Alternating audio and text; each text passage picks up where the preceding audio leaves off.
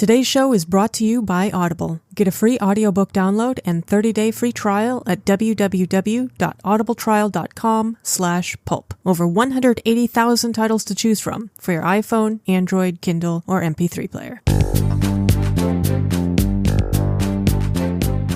This is 33% Pulp, squeezing the best out of 1/3 of a book. We each read a different third of a book we choose based entirely on the cover and then recap it across 3 episodes. I'm Amber, that's Daniel. Hi. And that's Lindsay. Hi. As a pre-show reminder, we're holding a drawing for copies of our last book, The Man from Pansy by Don Rico, for anyone who reviews us on iTunes. So just give us a review. Ideally, it'll be a good one, and you will be entered into that drawing. Also, if you leave us a review and give us some way of knowing that it's you, like emailing us a screenshot or something, you will automatically get a bookmark for your own books. Whichever ones you want to read. Did you miss my birthday on Monday? Because if you did, a great makeup gift is a review of my podcast. Give her a fucking review. Jesus, it's not that Jesus. How hard can it be? It's her birthday. God. Okay. Mom. Just kidding. Just, please, actually. Okay. So, for example, a review might sound like this one from Aw Man. Although I don't really know how to say it that way. Or, how are you supposed to say it? Man. Aw Man. Or like, aw dude. I don't know. Who knows? Man. I'm sorry. Either way, it's a nice person. Okay. It's a nice person. Thanks, right. Aw Man. Yes, that person is lovely. Thank you, TY, very much. That person writes, I really like this podcast. The hosts are very funny and personable and smart. It's a huge bummer when hosts and through an entire episode, but these fools can actually talk. Anyway, it's fun to hear about the plots of those books whose covers you make fun of, but you know you'll never actually read. Plus, that's a dang clever title. Thanks, Aw Man. Aw Man. Aw, Yay. Man. Aw Thanks, Man. Aw Man. That's so nice. That's really nice. Aw Man. Aw, Also, geez. thanks, Amber, for cutting out all the ums and uhs. 'Cause Dude, after I saw otherwise, this Aw Man review, would be when I was super editing the next annoyed. episode, I was like, we say and ah all the time. All the time. I'm glad that Aw Man doesn't hear it, though. That's good. Thanks, Aw Man. And I also want to give you credit, Lindsay, for the title. Remember when we were coming up with the title and you were like, I don't know, what do you guys think 33% Pulp? And Daniel and I are like, done. That's it. And now Sweet. somebody's Is the complimenting brains. us. She sure is. Oh, what can I say? Apparently nothing. Nothing. So Nothing.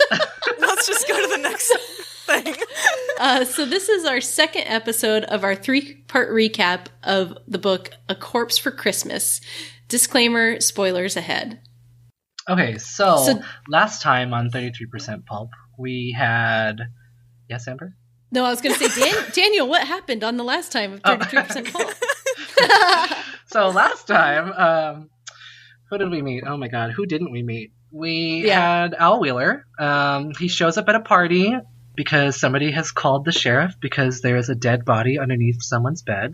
Al Wheeler is trying to figure out who of the people at the party or not at the party would want to kill this gentleman, Dean Carroll, who is was the owner of Dean and Associates, the supposedly largest PR firm in Southern California in a place called Pine City. So he's basically running around trying to get evidence and figure out who's doing this. And just before we ended my third, we find out from one of the characters that lots of people wanted Dean dead. So who is the person that did it? We don't know.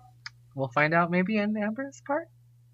No, I think that would be too early in the book Probably to find not. out who. Oh. But Wouldn't that be but funny, though, if it... We'll like, get closer. My third was just like, so then he went to the grocery store, and I mean, there's a Just part sitting in my around. third where He like finally another called his case. mom. there's the part in my third where like he goes to a restaurant and like, or he's like, That's true. He leaves an interview or whatever, and he's like, oh, I'm hungry, man. Let's go. I need to go to a diner. So he goes to a diner and orders a steak sandwich.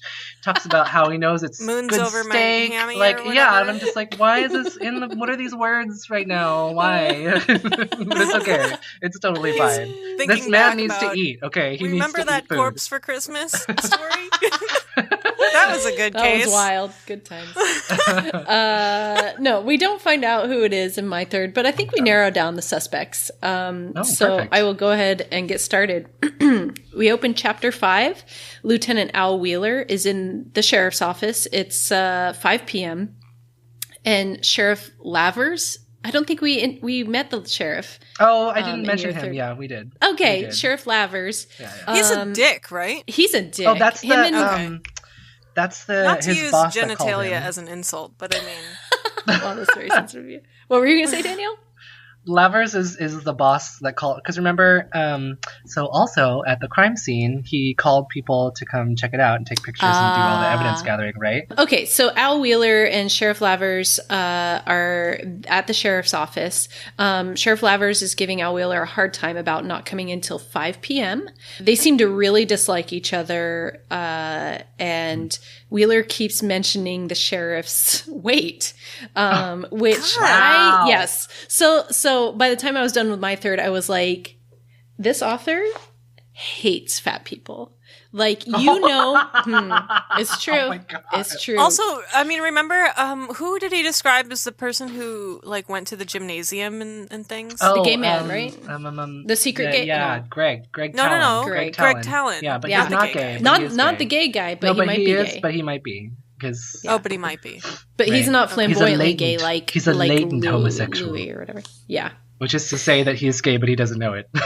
Yes. Or bi, or just bi. Well, we don't generally know. queer. We don't or know, he yeah. just We likes to don't stay know. fit. That was Who just knows? Shaw's interpretation of Greg That's Talon, true. that he is a latent Yes. homosexual. Anyway, the sheriff has a paunch, and Al Wheeler feels it important to point it out.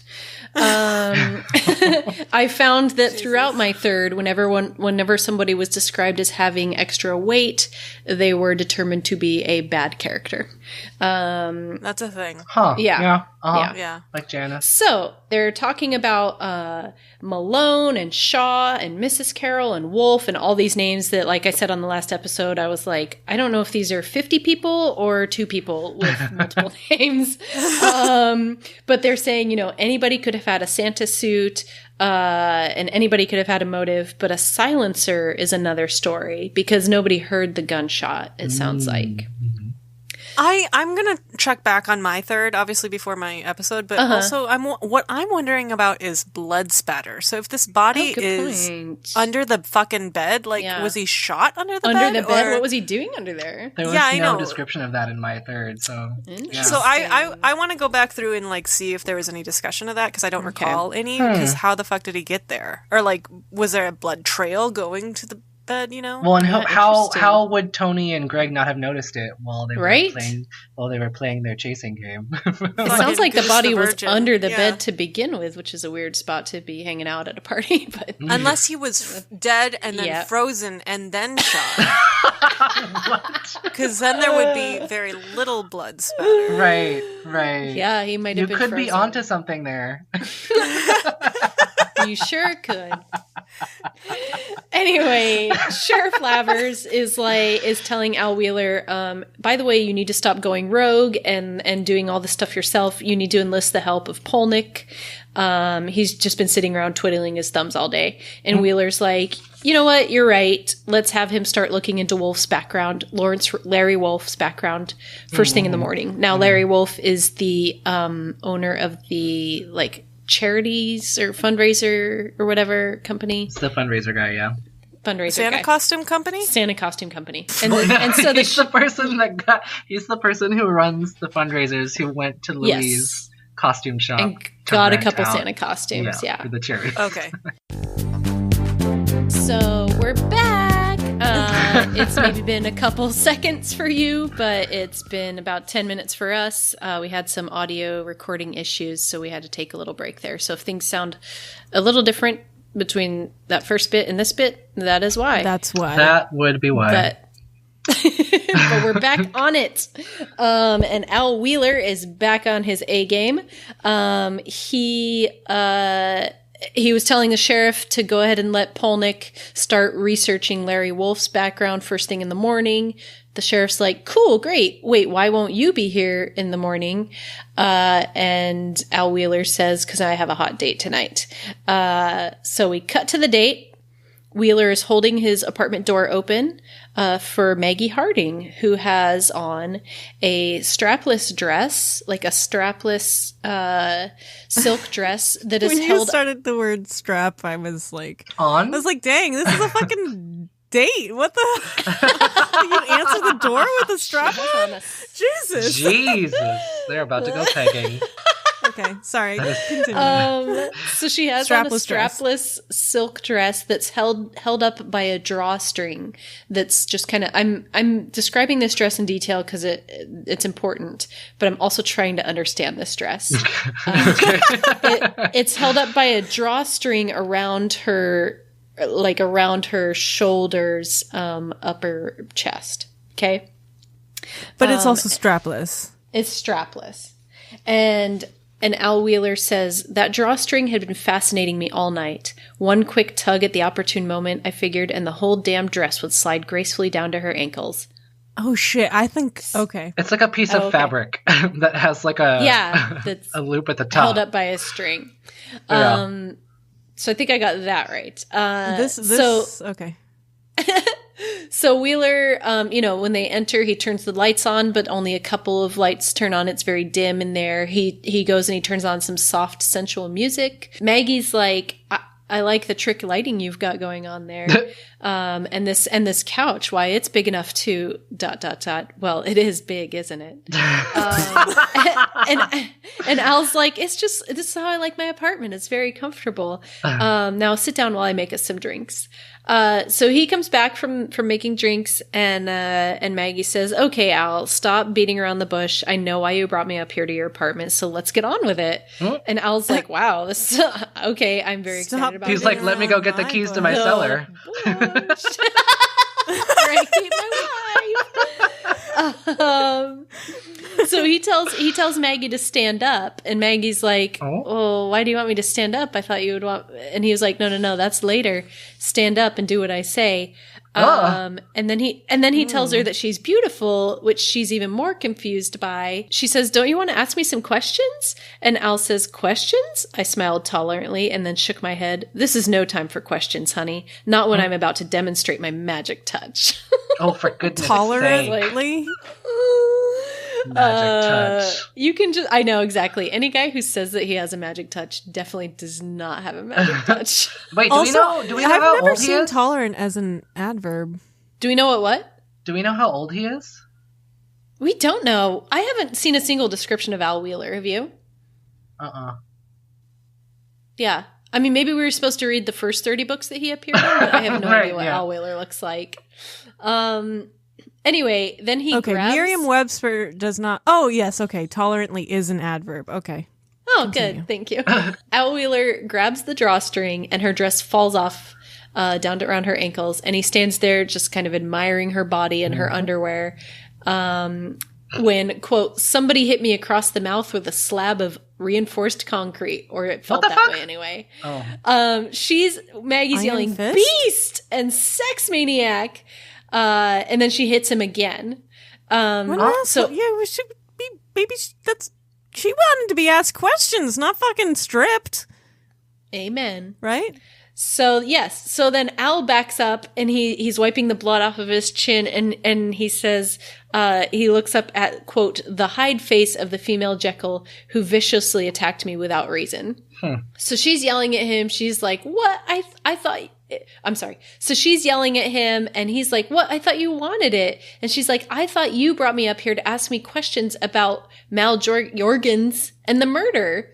And he's like, oh, right. Cause she's Jorgen's secretary, right? She's like, this couch is big enough to hold the body of one's wife. So confused. The body of one's wife. So she's like, do me on the couch or go get the keys to your cellar. But then then all of a sudden she's like, no, I just wanted to talk to you. Jesus. So told from the male perspective, yes, she gave him conflicting signals and led him on. And then when he tried to undress I hit her, the button under my desk, locked her in. Oh, God. Timely. So she's like, what are you doing? I thought you brought me up here to ask questions. And he's like, oh, right. Well, let's do that then. And she's like, are you kidding me after what you just did to me? Hell no. By the way, this whole scene, this whole back and forth goes on for like 3 pages. And she's standing there in her underwear the whole time. And Al, of course, is like, back on and get right? The hell out I don't of know there. why it took so long, but she's standing there yelling at him, and he's, privately commenting on the rise of her ample bosom and her hair and things like that. Oh. Yeah, so he's like, oh, she didn't like that. Sharon Stone? I see Sharon Stone. All right. It helps me keep track of people if I know. It is. Did you say Sharon Stone in the last episode? No, Sharon Stone is Tony. Okay. That's who she calls Sharon Stone. This is not Sharon This Stone. is Maggie Harding. Yeah, this is Maggie Harding. Margaret. She's Jorgen's secretary. No, Tony is Sharon Stone. Okay. So 3 pages later, she finally picks up her dress and tells Al that she's buying a gun first thing in the morning, and if he ever comes near her again, she's going to shoot him between the eyes. Good. Which I thought, yes, good for her. Also, he's a sheriff, so maybe not. I don't know. Maybe don't. Maybe do he that, shouldn't be meeting people for do. interviews at his apartment. Amen. It was a date. Well, they went out to dinner. Right? Didn't he invite her on the date? He opened the door for her. Yeah, so that's a date. No.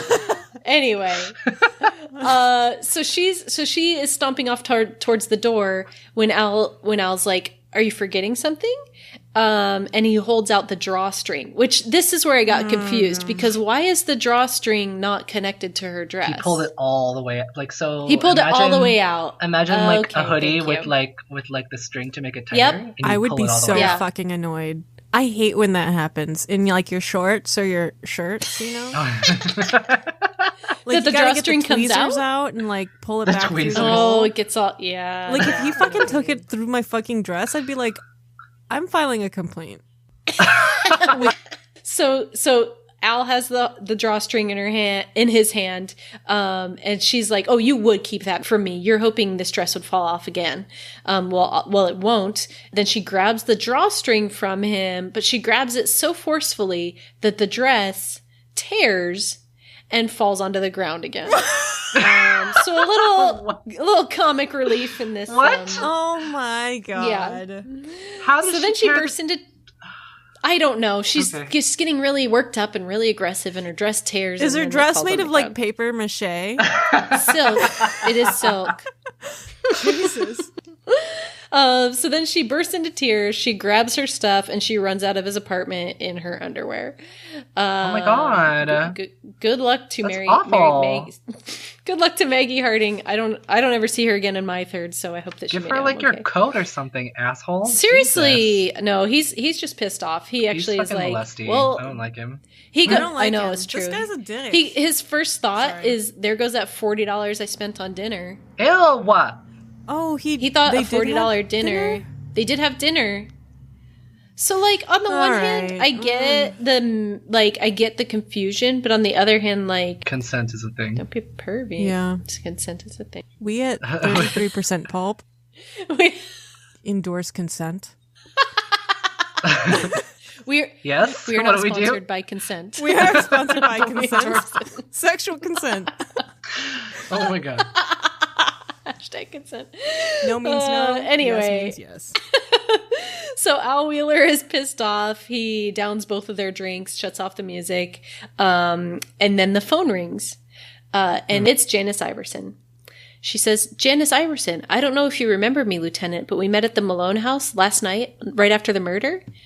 I had no trouble, though some distaste, in visualizing the overweight dyed blonde in a baby doll pajama outfit. I remember," I said bleakly. This guy. He just cannot let people be fat. Wow. Okay, so here's a question, because we were asking this with the last book, right? Do you think that this is the detective or the author? Author. Oh. Wait, Lindsay, you did the research on the author. Is his wife overweight? I don't know. I didn't find pictures of What is it? her. But geez, gosh. I mean, I don't know. Like, there's not like. I think it's. We can't. I don't know. Here's, and I'm not a writer, but here's what I always ask myself in these situations: is would I write that in? No, I wouldn't. No. Like, why would you write your character to hate fat people? Well, size doesn't mean anything, right? I mean, we just, I don't think it needs to be a description. I mean, unless it's like part of their character, which it does not seem to be. Like, her character seems to be her size, Exactly, so far. yeah. I have yet to read a description of Janice Iverson that doesn't mention her weight. Yeah. Right. Yeah. Every time that we talked about her in my house, or my third, she was the overweight girl. Overweight girl. Disapprove. Exactly. With her Thumbs giant down. lollipop. Yeah, disapprove. Thumbs down. So anyway, Janice says, the sheriff gave me your number. It's urgent. My life is in danger. You need to come to my apartment right now. She says, I just can't keep it up any longer, and they know it. They'll kill me the same way Who's they killed Dean Carroll. I don't know. Oh. She says, I was so stupid talking to them earlier tonight. If I'd only kept my big mouth shut, they never would have suspected. And then her voice cracks and she yells, hurry! And then the line goes dead. So Al, in his great Hurry, compassion, they're right behind. All right. So Al, after hearing that, thinks, great, now I have to go spend the night with this slob. Oh my god. Like, he actually refers to her that way. He's like, I bet she's slob. wearing fucking pajamas again. Ugh. Which is just like the worst thing in the world. Yeah. I don't know. So that's the end of chapter 5. Chapter 6, Al Wheeler goes up to Janice Iverson's crappy third floor apartment. No one answers the door when he knocks. So then he kind of pushes the door open a few inches. He grabs his gun and he kicks the door open the rest of the way. It's dark inside and he realizes anybody who's in there can see him and shoot him. So he dives into the living room just as a shot rings out. He does a couple somersaults and hits a chair. What? Yeah, like badass cop shit. She's just like a rolling gymnast around on now? the ground. Jesus, okay. Yes, yeah. When he stops, he realizes that his gun isn't in his hand anymore, though. So he looks over and he sees it about 6 feet away, next to some oversized feet. And then he looks up. Feet. And he sees the barrel of a gun. What cop is so lax with their gun that That's what I said. Like, you're going to do some somersaults and you're not going to hold on to your gun? Like, just don't do the somersaults then. Yeah. Just move out of the way. Anyway. So he sees his gun on the floor about 6 feet away next to some oversized feet. He looks up and he sees the barrel of a gun pointed at him. Held by a, quote, ham-like hand. So again, with the weight shaming thing. And up a little further, a familiar fleshy face. Jorgens. Oh. Mal Jorgens recognizes Al and apologizes, but he won't lower his gun. Al asks, where's Janice Iverson? She called me here. And Jorgens says that she's dead in the bedroom, but it wasn't him. Yeah. Jorgens is he's just sitting there in the dark, just chilling. He's sitting there in the dark with a gun, and he's like, and a dead body. "Okay, I didn't do it. I know you're Lieutenant Al Wheeler, and I know how this looks, but I didn't do it. Like, please believe me." But he also realizes, purely like, circumstantial. Purely circumstantial. Well, he realizes how shitty it looks, and so he's like, that's why he won't take the gun off of Al Wheeler. Jorgens says, they set me up. I know what it looks like, but I'm not guilty here. And Al Wheeler says, well, I'll be the judge of that. Al walks into the bedroom, which was furnished, quote, in a kind of cheap boudoir style, and saw the body lying across the bed. Her head hung down over one end, so the dyed blonde hair made an untidy heap on the rug. Someone had strangled her to death, and it wasn't pretty. Except for the mussed bed cover underneath the body, there was no sign of a struggle.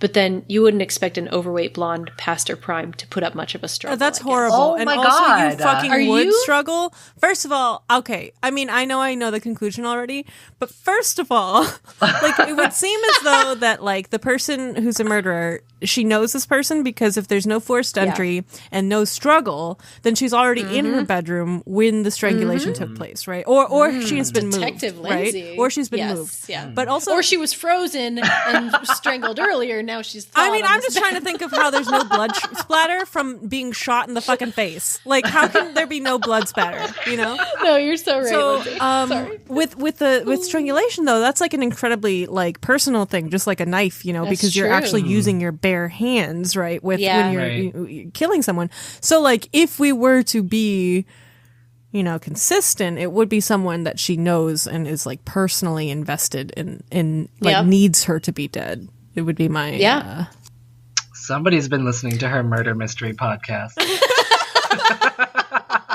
I do think you're onto something, though.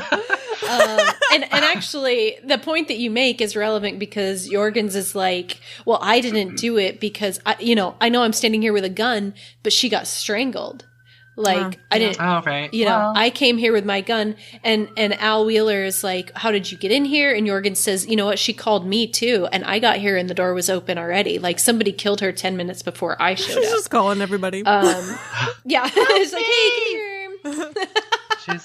Her weight makes her helpless. She's got to call everybody because of her weight.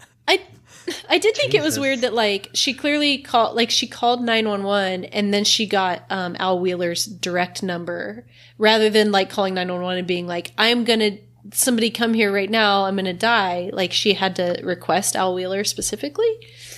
Maybe if she had just called 911, it would have saved her some time and she'd be alive today. So Mal Jorgens is saying, she told me that she knew who had killed Dean and she could prove it. And if I wanted to make a deal, I should get over right away. Mal Jorgens is like, I've been framed, but you as a cop, you can just book me for double murder right now. I know how it looks, and cops, they always do the easiest thing. And that like, of course you would think that I had murdered both of these people. And so I can't let this happen. It's me or you. And he's holding the gun towards Al Wheeler. Fuck? Yeah. He's like, he's basically saying, I'm going to kill you. It's because you're about to arrest me. Yeah. Right. And okay. Al calls his bluff and says, you can't murder somebody in cold blood. Mal Jorgens says, but I shot at you earlier. And Al Wheeler's like, that's a different thing. You didn't see me. You didn't know who I was. You just shot, but there's no way you can just like look me in the eyes and shoot me right now. And he holds out his hand. Al holds out his hand and says, give me the gun. And then there's like some very tense moments that pass. And finally, Jorgens breaks down and he's like, oh, it's no use. They're all against me. They all hate me. Why does everybody hate me? And so Al takes Jorgens' gun and walks past him into the living room to get his own gun. And he sits down to smoke a cigarette and calm his nerves. So he's sitting there and he hears kind of a weird droning sound in the bedroom where he's left Mal Jorgens, and he assumes it's just Jorgens talking to himself. Al Wheeler picks up the phone to call the duty sergeant, and explain what happened. And when he gets off the phone, he calls for Jorgens, but he gets no answer. Then he realizes that it's awful quiet in there. That droning sound is gone. So he walks into the bedroom. Nobody's there. He sees the window open. He looks down and he sees Jorgens' twisted body on the hood of his car. Oh, on the hood of his his Jaguar E-Type. Al Wheeler's, yes, his Jag. Oh yep. no! Oh, Al he's got Wheeler a special car. What's a there was special also car? a section where he talks about cars, and I didn't put that in mind because I was like, "Why is this in the book?" Is it Jaguar? Well, it's a Jaguar. Yeah, he has a E-Type, Jaguar, yeah. but now there's a dead body on it. He traded in his Austin Healey for this Jaguar E-Type, and there's like a story behind him getting the Jaguar E-Type from this old lady or something that didn't drive it. It's so fucking random to have in the middle of the book right there. That's fine. But now you know why, because it got destroyed just now. Yeah, now so he's this is our sad about it. second. Yeah, out of 3 books, this is our second one of a man jumping or falling out of a window and dying. I guess that was a common way to go back in the 60s. Who was the first one? Remember Jazzy Gunner in Man from Pansy? But wasn't he pushed? No, he was trying. He ran. He was blinded. Yeah, okay. but he was like trying to attack What's his name? Buzz. Yeah, Buzz Cardigan, yeah. But then since he couldn't see, he just ran out the fucking window. So Jorgens, I guess we were in the room, so we don't know what happened, but it seems as if he jumped out the window and killed himself. But then what was that droning sound? Exactly. Dun, dun, dun. So back at the station, all the, the sheriff and Al Wheeler and the sergeants, they're all trying to piece together what happened. Sheriff Lavers thinks that Jorgens is the murderer, that Janice must have seen him in the Santa costume and tried to blackmail him. And then Jorgens killed Janice Iverson. And then when Al Wheeler caught Jorgens, he jumped out the window. Al Wheeler's like, yeah, but does the bullet match his gun? The bullet that was used on Dean Carroll. And Polnick, do we know Polnick's first name? Yeah, Polnick. Polnick is his first name. Yeah. Oh, I don't know. Polnick? Yeah, what is it? I think it's just, isn't he a sergeant or something? Yeah, Sergeant Polnick. Sergeant Polnick comes back from interviewing the neighbor. I guess Sergeant Polnick went to Janice Iverson's apartment building and tried to interview the neighbors if they heard anything, if they saw anything. And he says, no, it's actually, that building's about to be torn down, so people were moving out. And there was really only an old couple on the first floor and, quote, a couple of fairies on the top floor. Wow. And none of them heard or saw anything. Yeah, you know how those fairies are. Because we're so busy doing other things. I'm sorry. Can't be bothered with your silly murders. Oh my gosh, I know. Yeah. Silly murders. So then we get into this weird section of chapter 6. This is the end of chapter 6, and I don't understand what's happening here, so maybe you can help me out, Daniel or Lindsay. All of them at the sheriff's office, they start teasing Doc Murphy about Dean Carroll's name. They say, Doc, when you knew Dean, did he go by Dean or did he go by Joe Bartok? Murphy gets all like defensive and mad and he's like, I don't have time for this. Is there anything that makes sense to you about Dean Carroll and Doc Murphy knowing each other back in the day? No, I can't recall anything, weird. But I do feel like I recognize the name Joe Bartok. So you will, but yeah. Doc Murphy, I'll get into. I mean, Doc Murphy has said, okay, so in my third, when they first discovered Dean's body, Doc Murphy and Ed Sanger are assessing the crime scene, right? Doc Murphy is like the coroner, basically. Yeah. And there's this one thing where Doc Murphy's like, how about that, Al? Doc Murphy's satanic face leered at me. Under the bed lurked Robin Hood, but the hero's dead, and that ain't good. So I don't know. So he makes a little rhyme? He's just like, to me, my understanding of Doc Murphy is that he is this weird character in the story that it's just like, he's I like don't a know where he leprechaun? came from. I guess. Yeah, he's also described as having a satanic face in my section. Oh, really? Too. So okay. Yeah, so I don't know what his deal is, and I don't know how he might have known Dean Carroll by another name. But anyway, they're teasing him about that, and Doc Murphy gets all mad, and he threatens to do a trepanning job on them all. Have you guys ever heard the word trepanning? Trepanning. I looked it up. If you're ready. It's when you drill a hole in the skull. Yeah. And it's like, so it's like this ancient process where it's supposed to like treat mental illnesses or just like give you to let the spirits out, like the demons out. Yeah, a better spiritual connection to God or gods. Anyway, there's people that are like doing it in like America these days. It's the precursor to lobotomy. Lobotomy, yeah. There are people who still get this done?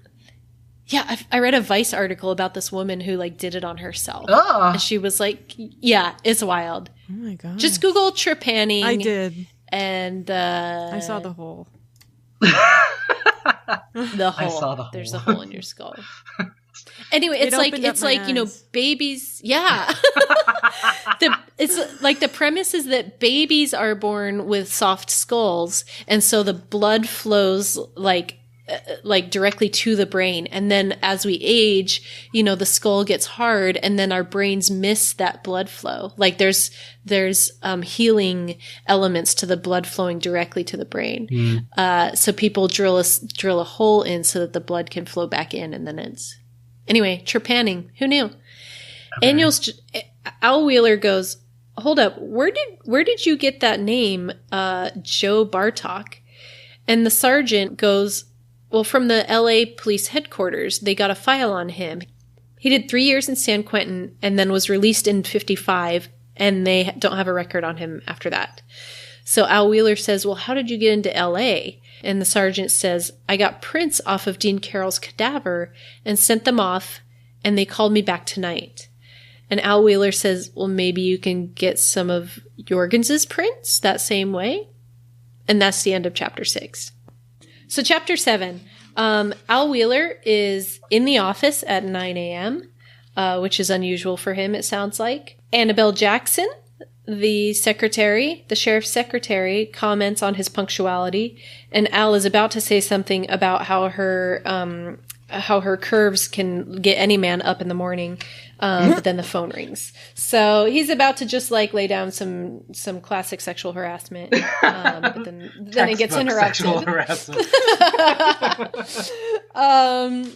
On the phone is somebody from Homicide in LA, who tells Al that Dean Carroll, aka Joe Bartok, was a con man who used to set up fake charities, and like they would claim non-existent oil strikes and get people to invest in it and blah, blah, blah. They used to run all these scams with 2 partners. His partners were Malcolm Myers and George Simpson. So Al Wheeler is like, okay. So Al Wheeler is Malcolm, and then Dean is that guy. So Al is like, okay, Malcolm Myers and George Simpson, does one of them look like this? And then he describes Mal Jorgens, and the detective on the other end is like, yep, that's him. And then he describes another guy who is tall and skinny with black receding hair and brown eyes. And a pencil-thin mustache? He doesn't say pencil-thin mustache. Ears? Floppy ears and in a looks very costume? soft and petable. Costume. Will chase you around the room and then penetrate you after? Does he enjoy oh my god, just your taint. Pressure to the taint. Exactly. And the detective on the other end is like, that's him. Yes. Oh my god. So, how did you know? The detective is like, wow, are you psychic or something? Al Wheeler asks him, now, let me ask you one more question. Was there a woman in the mix? Did Dean Carroll always run around with a woman? And the LA detective says, yep, Janice Iverson, 28, blonde, ... And Al interrupts, and she put on a lot of weight over the last 10 years. Oh my god. Like, God. So irrelevant, right? But he has to get in there, and then he says, anyway, she was strangled to death last night. Oh, anyway. Right? You probably won't care, though, because she was overweight. Anyway, she was murdered. Yeah, by the way. So. Not that you actually cared. But she did. So then the LA detective is like, wow, it sounds like you better talk to the one surviving partner then, because we have 2 dead partners, right? Jorgens and Dean Carroll, and now a dead mistress, Janice Iverson. There's one person left. And Al says, yep, that's who I'm going to talk to. And the LA detective says, by the way, like, you sound like really good at this psychic stuff. If your job doesn't work out up there, you should come work for us. And Al says, quote, I come real expensive. Besides, the sheriff's secretary would break her sexy little heart if I left, referring to Annabelle. There. And then the LA cop says, all their secretaries there are cross-eyed and old, and that their girdles creak. Oh. And then what the fuck? Creek? In LA? I don't think so. In LA, you need to I know. figure your shit out. So then Al says, well, this one's never worn a girdle in her whole life, I said smugly. No need of one, because every beautiful curve is firm and taut and real bouncy. Know what I mean? Oh, I do. Oh my god, they're just having These are just two the bros are having this bro conversation about. They're just like phone sexing about the secretary. Maggie? This is all about Maggie? No, this is about Annabelle, the other sexy secretary. For Sheriff the one Flowers. that works in the sheriff's office. There's so many, I know. But not in LA, apparently. Only Pine City. Anyway, the LA detective's like about to hop on a plane to Pine City to see this sexy secretary. Al Wheeler hangs up the phone, and he gets up and he walks to the offices of Lawrence Wolfe and Associates, Larry Wolfe. He sits down with Larry Wolfe and he says, "Now, tell me, is this fundraising business of yours on the level, Mr. Simpson?" So he's calling out Larry Wolfe as being George Simpson. Yeah. And Wolfe/Simpson is like, yeah, I knew this was coming. Yes, my business is legit. We all went straight after we got out of prison. Jorgens didn't really have the transferable skills, so he's had a harder time of it. But me and Dean Carroll, we've been raking in the money legitimately since we got out of prison. And Al Wheeler's like, well, if you're all on the up and up, why did Dean turn against you and steal Jorgens' big account from under him and then dump Janice Iverson? And why did he blackmail you, Wolf, into becoming his client? This is, again, I was just like, oh, this is so complicated. What is happening? There's a lot going on right now. Jesus, there's so many names. Yeah. Okay. So Wolf is like, well, the Janice thing's obvious. She was getting fat. Oh my God. He really says that. That's why he dumped her. She was getting fat. So Wolf is like, I don't know why Dean Carroll turned on us. He was always very competitive. Maybe that was it. But Al says, well, how did he blackmail you? And Wolf says, if word got out that I'm an ex-con, then my fundraising business would be out the window, Well, Dean was an ex-con too. You could just, return the blackmail. And he says, no. Dean Carroll was insulated from that because you can be a dirtbag in PR. Like, that's not a problem. And also he had enough associates to buffer him if his past was revealed. But fundraising's a different story, Al Wheeler asks Larry Wolfe where he was between 10 p.m. and midnight last night. And Wolfe says, I was home alone by myself. Why do you ask? And Al Wheeler says, well, Janice was killed and Jorgens is dead. So Wolfe, you're either the prime suspect here because you're connected to them. You're the last remaining live partner, or somebody's out to get you guys and you're the next victim. So you better watch your back. So Wolfe says, I didn't kill them, and I don't know why anybody would want to kill me. And Al says, well, fine, I'll leave it at that for now. But if you get any more psychic hot flashes, let me know. Oh, it's hot flashes. Wolfe, Wolfe says, psychic hot flashes? This must be a thing. And Al says, like the one you had at the party where you suggested everyone play Murder in the Dark right before Dean Carroll was murdered. And that's the end of chapter 7. Wait. Who said that? Al said that or Wolf said that? Al says, if you get any more psychic flashes, let me know. And Wolf's like, what do you mean psychic flashes? And Al Wheeler says, like the one you had at the party where you suggested everyone play Murder in the Dark right before Carol was killed. So it was Wolf's suggestion to play Yes. It was Wolf's suggestion to play Murder in the Dark. Yeah. Which, by the way, what kind of game is that? I don't know. I've never heard of it. I don't know, but I think that's hilarious. We should make up the rules for that. Obviously we should. Let's make up a little game. Yeah. Oh yeah, no murder. No actual murders. Again, we here at 33% plus. We do not condone or support. We do not condone murder. So that's my third. So no, we don't know who did it. It seems like we're maybe narrowing in on this Wolf character. Oh, that's your third in all? That's it. It was 3 chapters. Man. Couple new dead bodies. Wouldn't it be funny if my third was just like, this guy did it? End of episode. It was this guy. So yeah, I guess, the takeaways from that third is we have 2 new dead bodies. Al Wheeler is assaulting women left and right. And we still don't know who did the murder, but it seems, we now have these new identities for Dean Carroll and Larry Wolfe. I would love there to be like a better Al Wheeler casting option than Ben Affleck. So if you have a better idea as to what Al Wheeler looks like, I would love to get Ben Affleck out of my brain right now. Oh. So I was thinking like a young Jack Nicholson. Is that any better? Oh, I could see that. Okay. Kind of gruff and grumpy. And, yeah. Okay. Yep. Also kind of creepy. Is that assaulty. Just a little assaulty. Yeah. Interesting. Oh, God. So if I had to come up with some predictions, I guess I would say, I don't know. The wolf thing seems too obvious. Yeah. So I predict that it's not Wolf. I predict that Wolf maybe will die.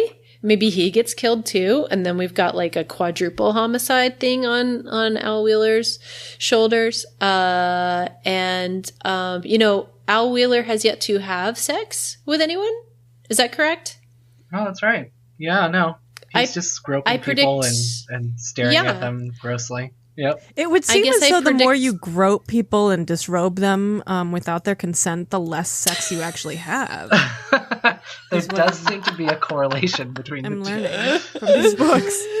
So given that pattern, I'm going to say that Al Wheeler does not get laid by the end of this book. But there are 30 other books before this one. Yeah, exactly. And who knows, 30 after. But he'll catch the killer, and I guess I still don't know who the killer is. I don't know either. I mean, who are the people left? The people left are, we have Iris Malone, who is the one who held the party where Dean died. Tony Carroll, Dean Carroll's wife. Yeah, Tony, which means there's also Greg, Talon, the gay, not gay bunny. Oh, shoot. There's also Shaw, the top associate at Dean's firm. Right, which I didn't hear about Shaw at all, so I kind of doubt it's him. Well, so he's gone. Because then he didn't come up for an entire third. Who else is left? I don't know, dude. I don't know. I don't even... With what has happened in these 2/3, I have no idea how this is going to end. Me either. So that makes for an exciting next time on 33% Pulp, when Lindsay will recap the final third of A Corpse for Christmas. And don't forget, we are holding a drawing for one of our copies of our last book, The Man from Pansy by Don Rico. To enter, leave an iTunes review. 2 winners will be announced during the conclusion episode of this book, which is next week. Also, anyone who leaves a review will receive a bookmark. Just email us a screenshot of your review and make sure that we can contact you, and we'll start the process. To keep up with the show, subscribe to this podcast wherever you subscribe to podcasts now, whether that's iTunes or somewhere else. If you'd like to reach us via social media, our Twitter handle is... Good job! Good job! Thank you. I was practicing. Our Twitter handle is at 33_Pulp. On Instagram, we're at 33Pulp. Our website is 33pulp.com, and you can email us at weare3@33pulp.com. So this is Amber signing off for Lindsay and Daniel. We are 33% Pulp, and you're 100% not going to get trepanned without consent in Pine City. Bye!